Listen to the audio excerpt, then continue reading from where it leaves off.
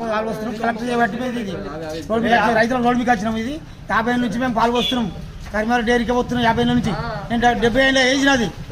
నేను 50 ఏళ్ళ పాలు కాబట్టి కరిమాల డైరీ 5 ఏళ్ళు ఇల్లు ఇవ్వలేరు సార్. 5 ఏళ్ళు ఇవ్వలేరు. 5 ఏళ్ళు ఇంటి ఏజ్లో నేనే పెద్ద ఇంటి పాలు వస్తున్నాం. ఇచ్చిన పనిచేస్తుంది మాకు పింఛన్ వస్తుంది.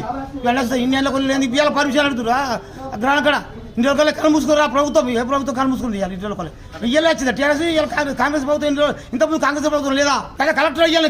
ఈ కలెక్టర్ ఇంకో కలెక్టర్ కాదు వాడు జీతాడే కలెక్టర్ వాడు జీతాడు వాడు జీతాడే ముఖ్యమంత్రి కూడా జీతాడే.